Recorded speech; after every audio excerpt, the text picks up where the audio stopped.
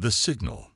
The soft blue glow of monitoring screens cast shadows across Commander Alina Reyes' face as she moved through the night shift at Horizon Deep Space Station.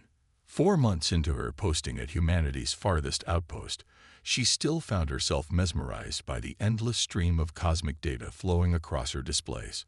Unlike most of her colleagues who viewed the graveyard shift as punishment, Alina requested it. Something about the quietness, the solitude with the stars, felt right. "Commander, I'm picking up something unusual on long-range scanners," said Lieutenant Park, his voice breaking the comfortable silence. "It's faint, but there's definitely a pattern." Alina moved to his station, leaning over to examine the oscillating signal. "Natural phenomenon?" "I don't think so," Park replied, adjusting filters to amplify the waveform. "Look at the regularity. Every 173 seconds, exactly the same sequence repeats." Alina's heart quickened. Earth had been broadcasting into space for nearly 2 centuries, but genuine alien contact remained theoretical. The closest they'd come were microbial samples from Mars and Europa. "Run it through the pattern recognition protocols," she ordered, trying to keep her voice steady. 3 hours later, Alina stood before the station's senior staff in the briefing room, the mysterious signal now prominently displayed on the main screen. "The signal originates from the Cygnus arm, approximately 17 light-years away," she began. "Mathematical sequences embedded within it are undeniably artificial. This isn't random cosmic noise, it's communication." Chief Scientist Dr. Abrams leaned forward, his aged hands clasped together. "And the content?" "Our translation algorithms suggest it's a distress call," Alina replied. "From what we can piece together, it's from a species calling themselves the Valari. Their planet is dying, some kind of ecological collapse affecting their oceans." Captain Mercer, the station commander, rubbed his temples. 17 light-years. That's well beyond our established exploration range. "There's something else," Alina continued, tapping her tablet to bring up additional data. "The signal contains fragments referencing other species, advanced civilizations that have already received their distress call." "Other intelligent aliens," Dr. Abrams whispered, eyes widening. Alina nodded. "At least 5 distinct spacefaring civilizations, all technologically superior to us. All have visited the Valari, and all have declined to help." A heavy silence fell over the room. "Why?" asked Lieutenant Commander Okafor, the station's security chief. Alina's face hardened.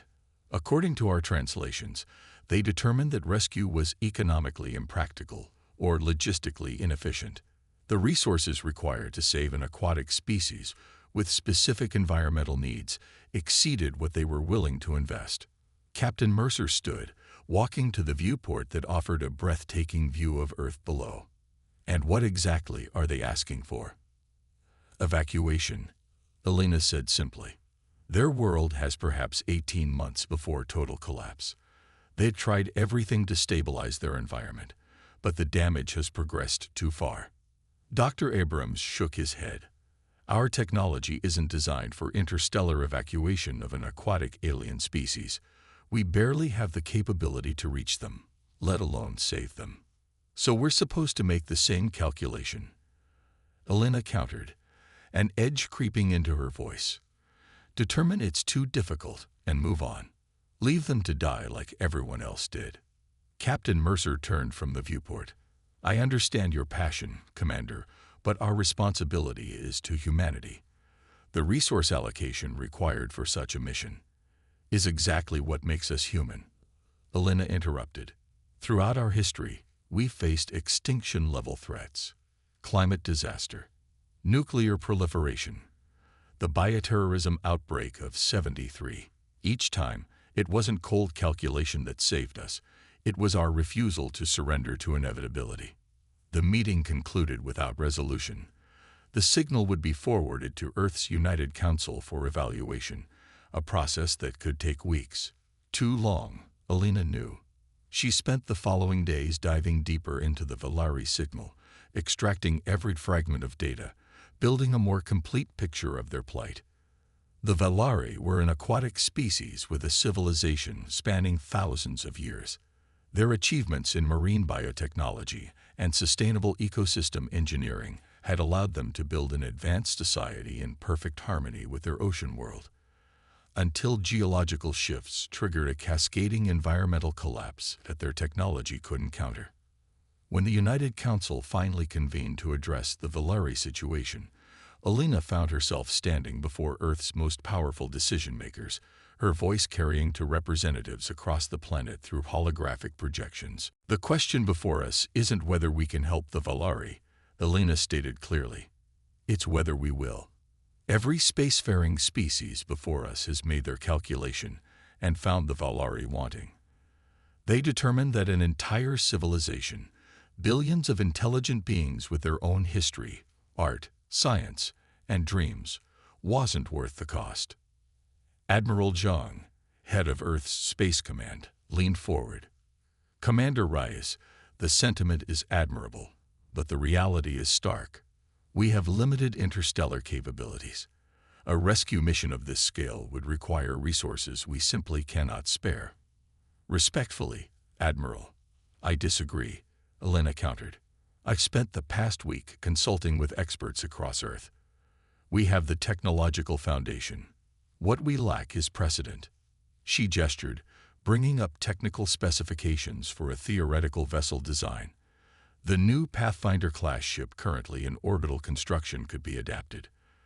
Our advances in sustainable closed ecosystems could be modified to support aquatic life forms. "At massive cost," interjected Councilwoman Nebeki. "Resources that could address pressing needs here on Earth." Alina took a deep breath. 200 years ago, nations diverted tremendous resources to rescue stranded astronauts, sailors lost at sea, and miners trapped underground. Not because it was practical, but because it reflected who we were as a species. We didn't calculate their economic value. We acted because every life mattered. She paused, looking at each council member in turn. The Valari signal isn't just a cry for help. It's a test. The first time humanity has been asked, on a cosmic scale, who are we? What do we stand for? The debate lasted 17 hours. Arguments about resource allocation, technological feasibility, and potential risks dominated the discussion. Through it all, Alina stood firm, answering questions, addressing concerns, and refusing to yield on the fundamental point that humanity's response would define them in the galactic community.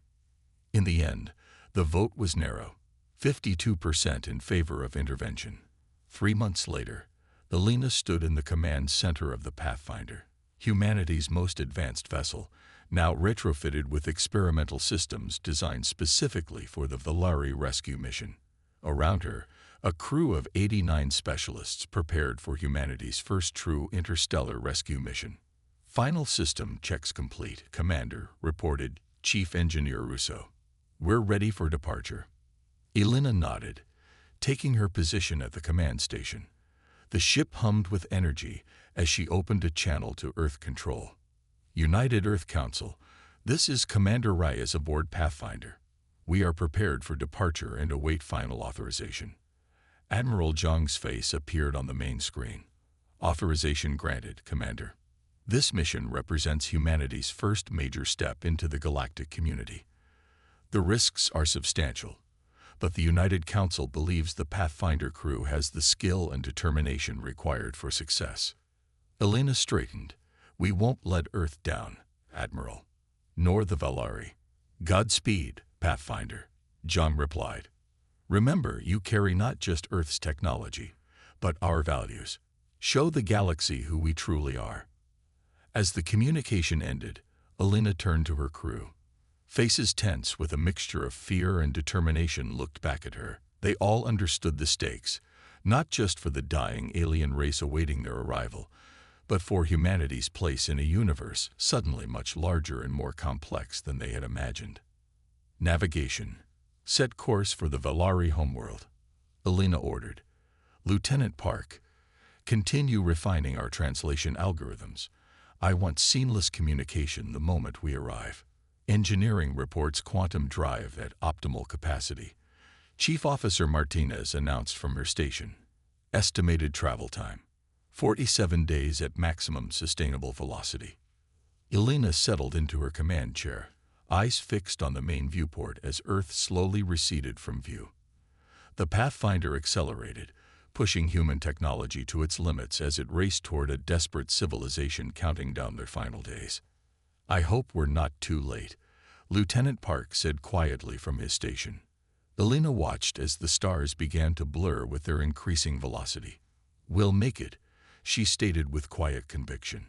"And when we do, we'll show the Valari and every other watching species exactly what humanity stands for." As the Pathfinder vanished into deep space, news of its mission spread across Earth.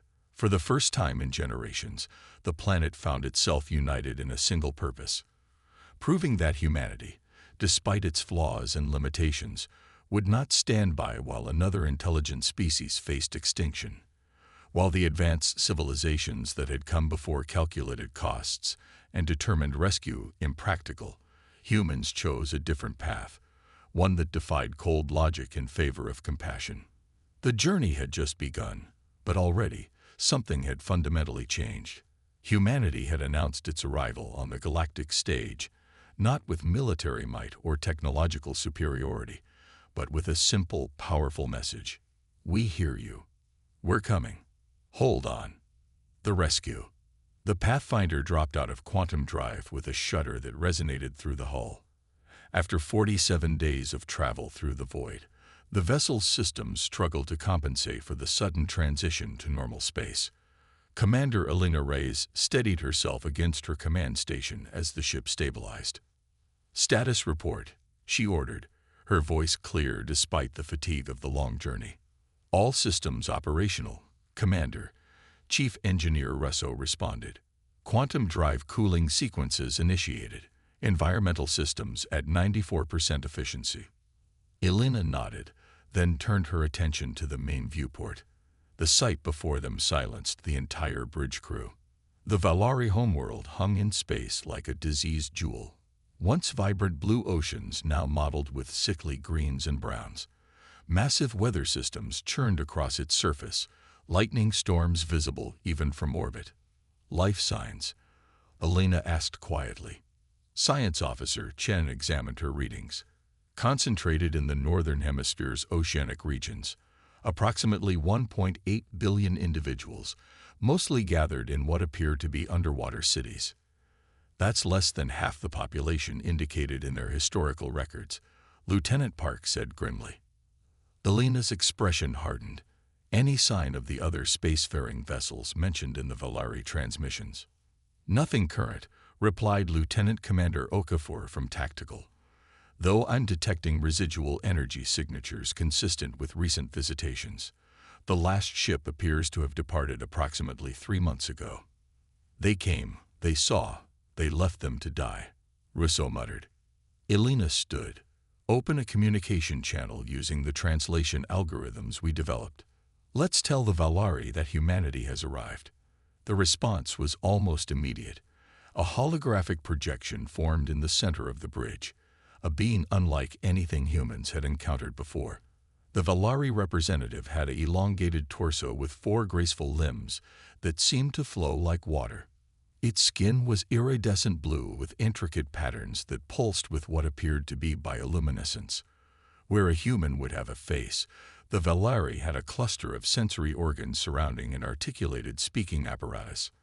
"Ion Shilin, High Coordinator of the Valari Collective," the alien announced, its translated voice carrying a melodic quality.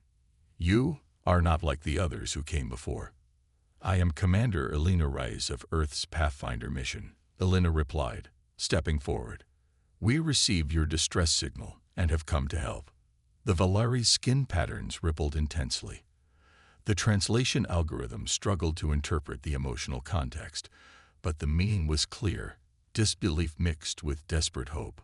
"The others, they studied our plight extensively," Shilin said.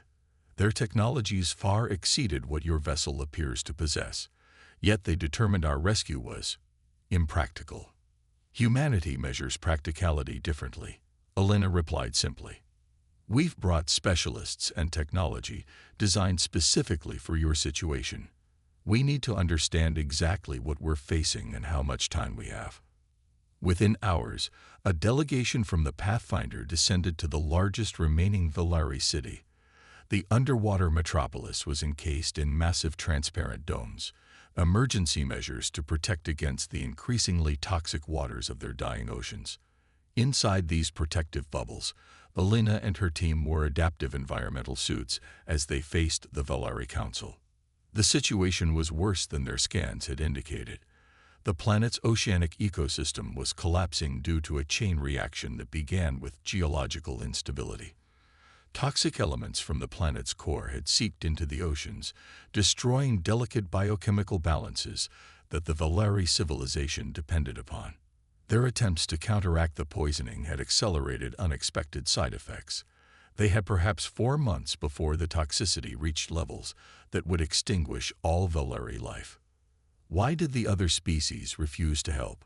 Dr. Abrams asked as Shilin showed them environmental models projecting the planet's death. The Xendi Consortium calculated that transporting our population would require resources equivalent to establishing 3 new colonies, Shilin explained. They determined this exceeded acceptable investment parameters. The Morathian Empire offered to preserve genetic samples and cultural records, added another counselor named Taylor. They said maintaining living Valari would consume excessive resources. The Countess offered to take 50,000 of our scientists, those whose knowledge might benefit their research programs, a third counselor said bitterly. The rest were deemed redundant. Elena exchanged glances with her team. The callousness was shocking, especially from species technologically advanced enough to easily save the Valari. How many survivors remain now? Elena asked. We were once 8 billion, Shilin replied. Now less than 2 billion remain. Many chose voluntary end cycles when evacuation seemed impossible. Back aboard the Pathfinder, Elena convened an emergency meeting with her department heads. The challenge before them was immense, developing a system to evacuate and transport billions of aquatic aliens with Earth's limited technology. The fundamental problem is biological, Dr. Abrams explained, displaying Valari physiology on the main screen. The Valari require specific water chemistry and pressure. Their bodies literally cannot survive in altered conditions for more than a few hours. And we don't have the capacity to transport oceans of correctly balanced water, Chief Engineer Rousseau added. What about stasis technology? Suggested Lieutenant Commander Okafor. If we could suspend their biological processes during transport. Elena shook her head. Our stasis technology isn't advanced enough to guarantee safety for non-human biology over extended periods. For 3 days they worked without rest, communicating constantly with Earth and the Valari scientists. The solution, when it finally emerged, came from an unexpected direction. The Valari evolved from creatures that could encapsulate themselves in protective membranes during seasonal toxic blooms, Dr. Abrams explained excitedly. That evolutionary feature is dormant in modern Valari, but their geneticists believe it could be reactivated. You're suggesting we genetically modify an entire species? Elena asked, concerned. Not modification, reactivation of an existing trait, Dr. Abrams clarified. Combined with a specialized suspension fluid our biochemists have developed, it could allow Valari to survive in a state of suspended animation during transport. The plan was audacious. It would require Earth to dispatch its entire emergency fleet, nearly 200 vessels, repurposed with special containment systems. Even then, they could transport only a fraction of the remaining population. We need more ships, Elena stated flatly during her report to Earth's United Council. And we need them within 3 months. Admiral Zhang's expression was grave. Commander, we're already diverting resources at unprecedented levels. What you're asking? I know exactly what I'm asking, Elena interrupted. And I'm asking because the alternative is watching billions of intelligent beings die when we could have saved them. For a moment, she thought she had overstepped. Then Zhang nodded slowly. "I'll take your request directly to the Global Assembly," he said. "But you should know, something unexpected has happened here on Earth." The Admiral's image was replaced by news footage from cities across the globe. Massive public demonstrations had erupted, people demanding their governments do more to save the Valari. Signs in dozens of languages carried the same message: "Not on our watch." Public opinion has shifted dramatically, Zhang explained when his image returned. People are volunteering resources, private vessels, even offering their homes to eventually house Valari refugees. It seems your mission has struck a chord with humanity's better nature. 2 weeks later, as the Pathfinder crew worked with Valari scientists to perfect the suspension process, sensors detected multiple vessels entering the system. Elena rushed to the bridge, fearing the return of one of the species that had abandoned the Valari. 6 vessels approaching, Commander, Okafor reported. Configuration unknown. Defensive systems online, Elena ordered. Open communication channels. The view screen activated, revealing a reptilian face with elaborate cranial ridges. "Xendi, Commander." "Human vessel," the alien stated coldly. "The Xendi Consortium has prior claim to this system. Your presence is unauthorized." Elena stood firm. "We're conducting a humanitarian rescue mission at the request of the Valari people. We claim no territory, only the right to save lives you abandoned." The Xendi commander's pupils narrowed. "Your species lacks the technology to accomplish this task. Our analysis determined rescue was economically non-viable. Your attempt is futile and wasteful. Yet here we are, succeeding where you saw only failure," Elena replied. "Perhaps your analysis was flawed." "You misunderstand," the Xendi said. "We did not fail. We chose not to try because the investment-to-return ratio was insufficient. The Valari contribute nothing significant to galactic economics or knowledge." Elena felt cold anger rising within her. "Then we measure value differently. To humanity, life itself has inherent worth beyond calculation." The exchange ended with a thinly veiled warning from the Xendi, but the alien vessels remained at the edge of the system, observing. Word of the confrontation spread quickly among the Valari, many of whom had given up hope after the Xendi's previous departure. 82 days after the Pathfinder's arrival, the first wave of Earth vessels appeared at the edge of the system, an improvised fleet of repurposed ships from every nation on Earth. Private commercial vessels flew alongside military transports, all retrofitted with the suspension technology developed by the joint human-Valari team. The rescue operation that followed was unprecedented in scope. Valari families were processed through massive facilities where they entered suspension chambers, filled with the specialized fluid.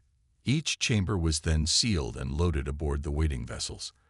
Hour after hour, day after day, the evacuation continued. The watching Xendi vessels were soon joined by ships from other advanced species, the Morethian Empire, the Kalnta, even the mysterious Jordani, who had never directly contacted the Valari. They observed silently as the supposedly primitive humans accomplished what they had deemed impossible or unprofitable. When the final evacuation ships departed the Valari homeworld, they carried 1.7 billion suspended Valari, almost the entire surviving population. The planet they left behind was in its final death throes, oceans turning toxic and atmospheres thinning as natural systems collapsed completely. On the long journey back to Earth, Elena stood on the Pathfinder's observation deck, watching the massive fleet travel in formation through space. Beside her stood Shilin, one of the few Valari who had remained conscious to coordinate with the human rescuers. "My people had a saying," Shilin said quietly, bioluminescent patterns flowing gently across its skin. "True civilization begins when beings protect those who cannot offer anything in return." Elena nodded. "We have similar philosophies on Earth, though we haven't always lived up to them. The other species who came before you, they possess technologies we cannot imagine," Shilin continued. "Ships that could cross galaxies, energy sources that never deplete, medical science that has conquered death itself. Yet with all their advancement, they lacked something fundamental that your people possess." "What's that?" Elena asked. The courage to be impractical, Shellen replied, to defy calculation when compassion demands it. 6 months later, Elena stood on the shores of Europa Colony, watching as the first group of revived Valari explored their new home. The massive underwater habitats constructed beneath Europa's ice had been adapted to replicate the conditions of the Valari homeworld. It wasn't perfect, but it was a beginning. A communication console chimed, indicating an incoming transmission from Earth. Admiral Zhang's image appeared, his expression serious. "Commander Reyes, the Council has reviewed your latest report," he began formally. "I've been authorized to inform you that the Valari Integration Project has been approved for Phase 2 funding." Elena smiled. "That's excellent news, Admiral." Zhang's formal demeanor softened slightly. "There's something else. The Diplomatic Corps has received formal communication requests from 17 different spacefaring civilizations. It seems our handling of the Valari situation has attracted considerable attention." "Positive or negative?" Elena asked cautiously. "Mixed," Zhang replied, "but predominantly curious. Several species have expressed interest in establishing relations with, quote, the species that defies efficiency calculations. It seems we've made quite an impression." After the communication ended, Elena walked back to the observation area where Shellen waited. Together, they watched young Valari learning to navigate their new environment, their bioluminescence painting the waters with patterns of joy and wonder. "Your people save more than just our lives," Shellen said. "You save something precious in this galaxy, the idea that compassion isn't a luxury for prosperous times, but the very foundation of true advancement." Elena watched as a human child in a specialized diving suit approached a Valari youngster, the two reaching out to touch appendages in greeting across species barriers. "Perhaps that's humanity's contribution to galactic civilization," she replied. "Not the grandest technology or the most efficient systems, but the stubborn insistence that some things transcend calculation." As word of the Valari rescue spread across known space, humanity found itself with an unexpected reputation. They weren't the most advanced species, or the most powerful, or the most resource-rich, but they had become something perhaps more important. The civilization that would answer when others wouldn't, that would try when others calculated it futile, that measured worth in lives rather than assets. When the next distress call echoed across the stars some years later, multiple advanced civilizations dispatched vessels immediately, not because the economics had changed, but because they knew that if they didn't respond, the humans would. And the comparison was one they could no longer bear. Humanity had entered the galactic community not as conquerors or merchants or scholars, but as rescuers. And in doing so, they had changed the calculation for everyone.